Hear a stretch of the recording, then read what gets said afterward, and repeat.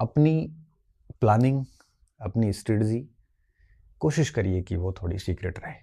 आप किस भर्ती की तैयारी कर रहे हैं, कैसे कर रहे हैं, ये अपने मन में रखें और अपने कुछ लोगों तक रखें। हालांकि मेरे पर ये बात लागू नहीं होती, मैं तो बोल देता हूँ कि मेरे आगे क्या प्रोजेक्ट है, मैं तो बोल देता हूँ।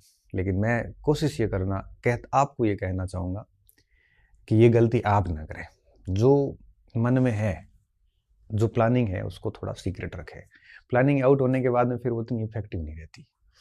हालांकि मेरे इंटेंशन अलग होते हैं, हम कुछ बोल देते हैं प्रोजेक्ट के बारे में, पहले ही बोल देते हैं, फिर दबाव आ जाता है, फिर हमें करना पड़ता है। नौकरी लगने के बाद में व्यक्ति थोड़ा सा आलसी हो जाता है, तो हम भी आलसी हो गए। हालांकि अब अभी तक तो मैं नहीं हूँ, लेकिन मैं पहले से एक प्रोजेक्ट आगे अनाउंस करके रखता हूँ, तो फिर उसका दबाव रहता है, तो दबाव के चलते काम करता रहता हूँ। इसलिए हम लोग पहले बोल देते हैं। बाकी मुझे पता है कि प्लानिंग कहनी नहीं चाहिए, लेकिन मैं इसलिए कहता हूँ कि फिर कहने के बाद में हमारे ऊपर एक प्रेशर बन जाता है कि अब आपको काम करना पड़ेगा, और उसके चलते हम कर लेते हैं। लेकिन बेरोजगारी के दौर में हम प्लानिंग सीक्रेट रखते थे कि क्या करना है, क्या नहीं करना है। ये बस मस्तिष्क में रखिए, ताकि लोगों का आपके ऊपर बिना फालतू का जो दबाव है वो कभी नहीं आएगा। और जो भी स्ट्रेटजी बनाते हो पूरी सीक्रेट रहनी चाहिए।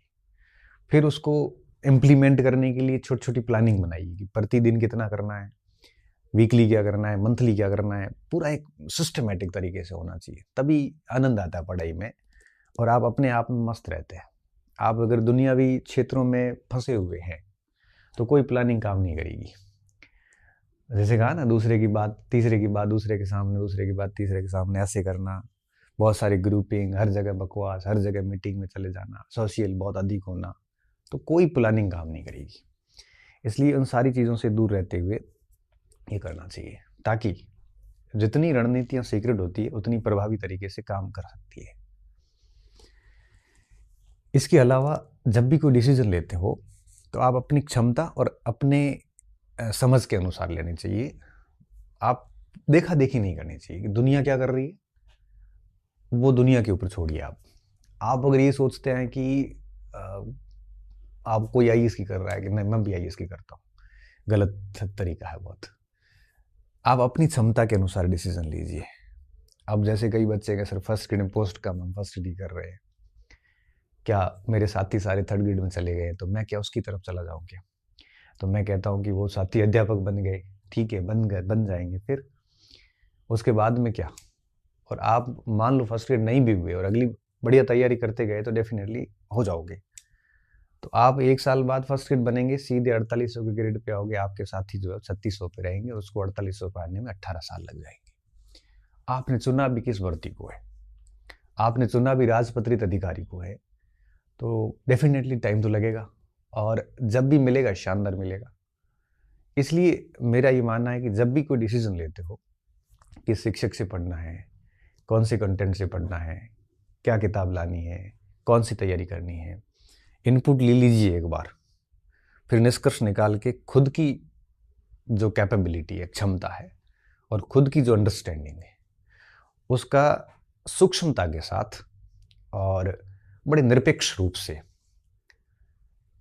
आंकलन करके, और उसके बाद डिसीजन लीजिए कि मुझे क्या करना है, कैसे पढ़ना है, कैसे पढ़ना है। फिर वापस मुड़ के नहीं देखना चाहिए। क्यों? क्योंकि जितना आप डिसीजन डगमगाएगा, जितना अस्थिर होंगे, उतनी ही तैयारी आपकी नेगेटिव रूप से प्रभावित होगी। एक बार डिसीजन लेने के बाद में उसको लागू करने के लिए जान लगा दीजिए, और आप देखना कि एक शानदार परिणाम आपके पास में होगा। शानदार परिणाम मैं बता रहा हूं। अगर भटकाव बहुत अधिक है तो निश्चित तौर पे दिक्कत होती है। अब आपको कोई भी भटका लेता, आप इतने वल्नरेबल हो गए हो, सुभेद्य हो गए हो कि कोई बहुत आप निर्णय लेके एकदम शानदार तैयारी शुरू कर चुके हैं, और कोई भी एरा गिरा के आपको भटका जाता है, और आप भटक जाते हैं, और फिर मैसेज करते हैं मुझे, सर ये पढ़ूंगी, वो पढ़ूंगी, ये करूंगी, वो करूँ। इसलिए कहता हूं कि आपके डिसीजन सीक्रेट रखिए, अपने डिसीजन अपनी क्षमता के अनुसार लीजिए। वो विद्यार्थी बहुत आगे जाता है, उसको डिसीजन लेने आ जाते हैं, उसको उसके बारे में पता चल जाता है, आपके डिसीजन कोई और क्यों ले। और सेकंड लास्ट बात, कि मार्केट की गॉसिप से हमेशा दूर रहे। ये बाज़ार की जो बातें हैं, बाज़ार की जो तथाकथित गप्पें हैं, ये आपको बर्बाद कर देगी। ये आपकी वैल्यू डाउन करती है, आपको आवारा सा घोषित कर देती है, आपका ध्यान भटकाती है, आपको एक प्रकार से यूँ समझ लीजिए कि भटकाने का काम करती है। आपके निर्णय गड़बड़ा जाएंगे। ऐसी गॉसिप से आपका समय, ऊर्जा खराब होगी, आपकी उत्पादकता प्रभावित होगी, पढ़ाई प्रभावित होगी, कॉन्फिडेंस डाउन होगा, सारी चीज़ें बिगड़ जाती हैं। आपकी दुनिया के प्रति धारणाएं गलत होती है, क्योंकि गॉसिप्स का हिस्सा बन बन के आप कई सही व्यक्तियों को गलत मान बैठते हैं, आप कई गलत व्यक्तियों को सही मान बैठते हैं। क्योंकि जितनी ज़्यादा गॉसिप्स में भाग लोगे, गप्पों में भाग लोगे, आपकी धारणाएं दुनिया के लिए अलग होती है। कोई सही व्यक्ति है और आपको उसके चार कोई विरोधी यूं ही मिल गए, आपने उनको सुन लिया, आपके लिए भी वो विरोधी हो गया, जबकि आपका तो उससे कोई संबंध ही नहीं रहा। समय खराब हुआ जो अलग, पढ़ाई खराब हुई जो अलग, समय नष्ट होने के बाद में जो उत्साह डाउन होता है एक प्रकार से वो अलग, और एक अच्छा खासा चांस गंवा दोगे वो अलग। इससे अच्छा है कि मार्केट की गॉसिप से सच में अलग दूर रहें, दो चार लोगों को साथ रखें, और वो भी नहीं है कोई तो मैंने कहा ना, टेबल और स्टेडियम। स्टेडियम नहीं है तो रोड की साइड में अगर आप 2 किलोमीटर पैदल चल के आओ जाओ, 20-30 मिनट घूम लो, इससे बढ़िया और क्या हो सकता है। ये सबसे बढ़िया तरीके होते हैं अपने आप को संतुलित करने के, मैनेज करने के। और अंतिम बात कि जितना अधिक अनुशासित और नियमित रहेंगे, अनुशासित का क्या मतलब है? अनुशासित का मतलब है सुबह उठने से लेके शाम को सोने तक आप अपने आप को मॉनिटर करो, दुनिया आपको मॉनिटर नहीं करे। किसी ने कह दिया कि चलो चाय पीने चलते हैं, अब वो आपको वो मॉनिटर कर रहा है और आप उसके साथ चल दिए, पूरी पीछे टाइम टेबल बिगड़ गया। किसी ने कहा कि चलो आज वहाँ चलते हैं, ऐसे तो आप अगर दुनिया के कहने पे चलते फिरते रहोगे तो अनुशासन कहाँ है? ये आपका तो शासन है ही नहीं, आप किसी और से शासित हो रहे हैं। सुबह से शाम तक आप अपने अनुसार चलें कि मुझे क्या करना है। मुझे फिल्म देखने जाना तो चले जाओ, आपने खुद ने तय किया है। कोई और कहे और आप निकलो, ऐसे तो फिर पूरा दिन आप चलते रहोगे, क्योंकि वहाँ तो अपने आसपास जान पहचान के खूब लोग होते हैं। अनुशासन का मतलब ये है कि आप अपने अनुसार चलें और अपने अनुसार जो काम करने हैं वो सब करते रहें। तभी नियमितता बनती है, तभी टाइम का यूटिलाइज होता है और प्रोडक्टिविटी आती है, उत्पादकता आती है। टाइम की जितनी अधिक उत्पादकता आएगी, जितना अधिक टाइम को आप अच्छे से यूटिलाइज करोगे, प्रोडक्टिविटी बढ़ती जाती है, कॉन्फिडेंस बढ़ता जाता है। आप हमेशा इस बात का ध्यान रखें कि आप अपने अनुसार चलें। आपको चाय की तलब लगी है तो आप जाएं और पी के आए। कोई आपको कह रहा है कि चाय पीने चले और आप जा रहे हैं, ये गलत है। क्यों? क्योंकि ऐसे तो आप अभी चाय पीने चले गए, अब थोड़ी देर बाद में कोई और दोस्त आएगा, आपको कहेगा कि वहाँ चलते हैं, आप वहाँ जाओगे। ऐसे तो आप दुनिया को ना ही नहीं कह पाओगे, नो सेइंग की पावर ही नहीं है। ये तो अनुशासन जैसी तो बात ही नहीं रही। अनुशासन का मतलब होता है आप अपने अनुसार चलें, और सुबह से शाम तक आपका पूरा दिन बिल्कुल फिक्स होना चाहिए किस समय क्या कार्य करना है।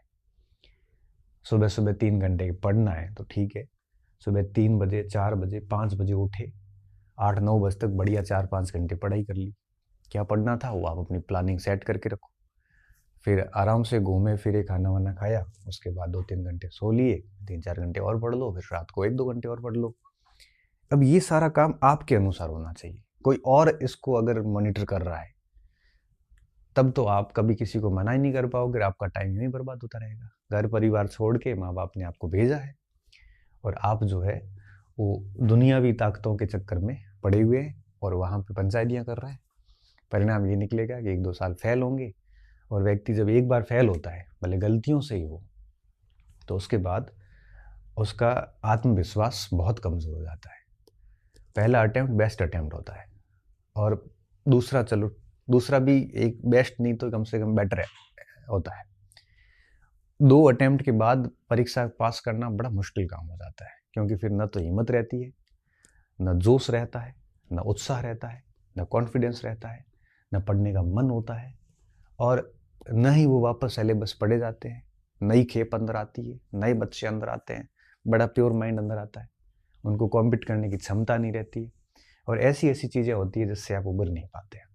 इसलिए मेरी बात याद रखना, आप फर्स्ट सेकंड जिस अटेम्प्ट में भी अभी हो, तरीके से लीजिए। गलतियों में फेल मत हो जाना, या इतना कमज़ोर स्कोर मत कर लेना। फेल अब ठीक है, अब 1-2 नंबर से रह गए तो अलग इशू है। 50-50 नंबर से रह रहे हो ना, तो इसका मतलब साफ है कि आप कहीं न कहीं गलतियाँ कर रहे हैं, और उसको सुधारिए और फिर आप अपनी पढ़ाई कीजिए। डेफ़िनेटली आप जो है बेहद आगे जाएँगे और आप जीवन में सफल होंगे, ठीक है? तो पढ़ाई के अलावा कुछ बातें थी मेरे मस्तिष्क में जो आज की, और उम्मीद है कि ये आपके लिए फ़ायदेमंद सिद्ध होगी, और इसी तरह से फिर कभी वापस मिलेंगे।